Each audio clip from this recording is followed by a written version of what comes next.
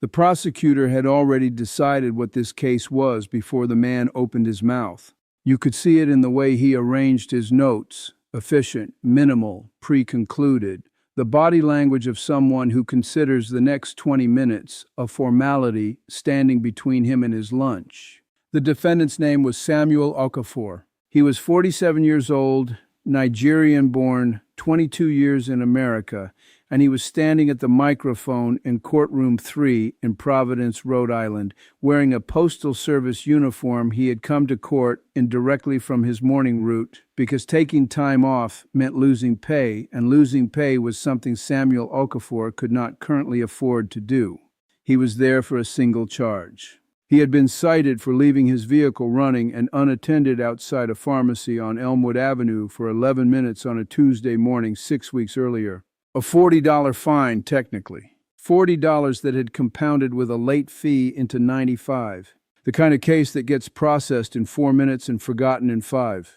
Except that when Judge Frank Caprio asked Samuel Okafor why he had left his vehicle running and unattended outside that pharmacy on that Tuesday morning, the answer turned out to be the kind of thing that doesn't get forgotten at all, by anyone, ever. Judge Caprio had been on that bench long enough to understand that the distance between what a charge says and what a situation is can be vast and consequential and invisible to anyone who isn't paying attention. He was always paying attention. He had the stillness of a man who has learned that the most important information in a courtroom rarely arrives loudly.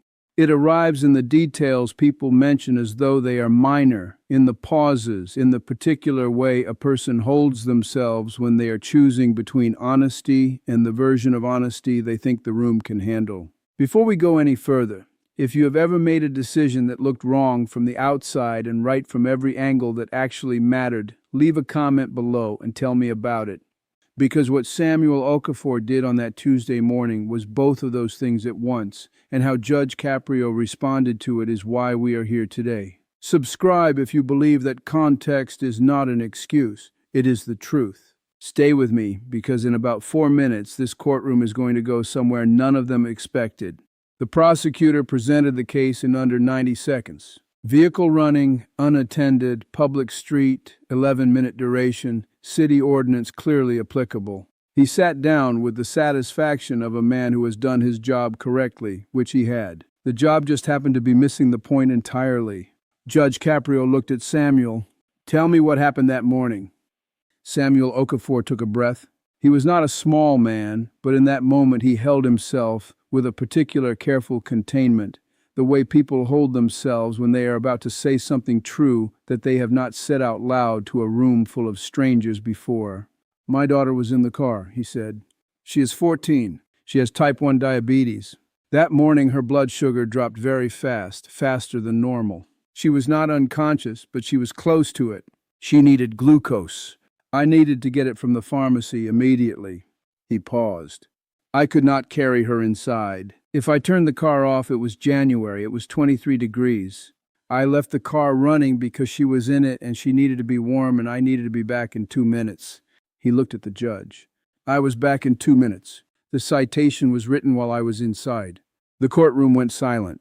Not the brief silence of a room between thoughts. The long, weight-bearing silence of a room that has just recalibrated everything. The prosecutor's pen was still. The bailiff had looked up. In the third row, a woman who had been scrolling her phone had stopped scrolling. That's when everything changed, because what happened next was not what Samuel Okafor expected. He had come in prepared to pay. He had come in knowing the rule existed and knowing he had technically broken it and prepared to accept that, because acceptance was what the situation seemed to call for. He was not there to fight. He was there because he had received a notice, and he was the kind of man who responded to notices.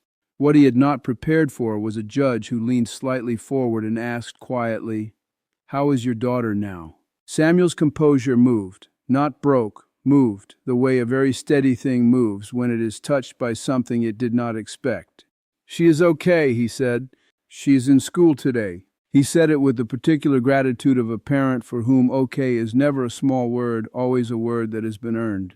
The prosecutor shifted in his seat. He was beginning to understand that the 4-minute case he had walked in with was no longer 4 minutes. Judge Caprio looked at the file. He looked at Samuel. He looked at the uniform, the Postal Service logo, the name tag, the evidence of a man who had come from serving his community directly to a courtroom to account for having served his daughter. He folded his hands on the bench, and when he spoke, the room understood that what was coming was not procedural. "Mr. Okafor," he said, "I want to make sure I understand the situation completely. You are telling this court that on a morning in January, your 14-year-old daughter experienced a diabetic emergency in your vehicle, that you made the decision to leave the vehicle running to maintain her warmth while you retrieved the medication she needed to avoid losing consciousness, and that you were cited for that decision while you were inside the pharmacy obtaining that medication." "Yes, Your Honor. And the citation was written in the 2 minutes you were inside." "Yes, Your Honor." The judge nodded slowly. Then he turned to the prosecutor and said in the tone of a man closing a door that should never have been opened, "Does the city wish to pursue this matter?" The prosecutor, to his credit, read the room with the accuracy it deserved. "The city withdraws the citation, Your Honor." It should have ended there. Samuel nodded, gathered himself to go. But Judge Caprio was not finished, because he had not yet said the thing that needed to be said. Not for the record, not for the ruling, but for Samuel Okafor, and for every person in that room who had watched a man in a postal uniform stand at a microphone and quietly describe making the only correct decision available to him, while a system prepared to charge him for it. "Mr. Okafor," the judge said, and his voice had the quality of something being said for keeps, "you did not commit a crime. You made a choice, a fast, cold morning, no good options father's choice, and you made it correctly. The law exists to protect people. Your daughter is a person. You protected her." He paused.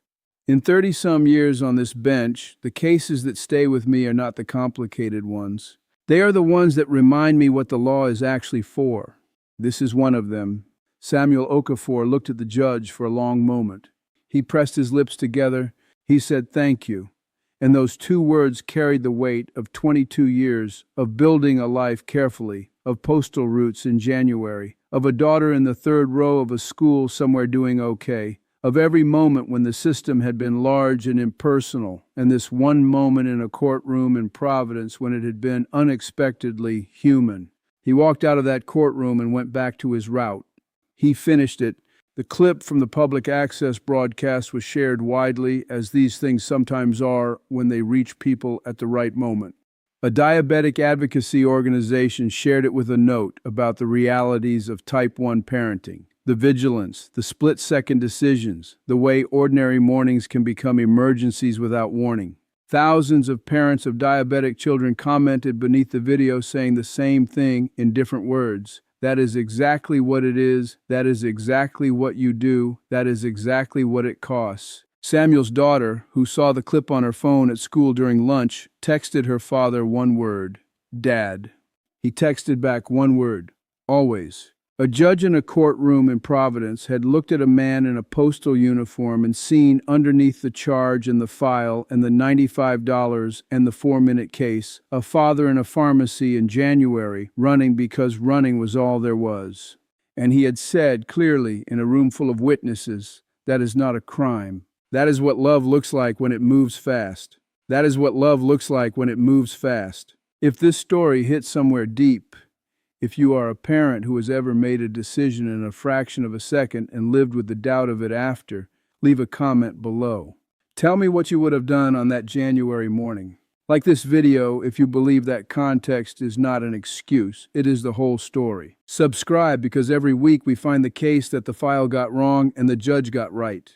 And share this one because Samuel Okafor's daughter is okay, and we should all know what that cost him to make sure of. She is okay. He made sure of it. That is everything.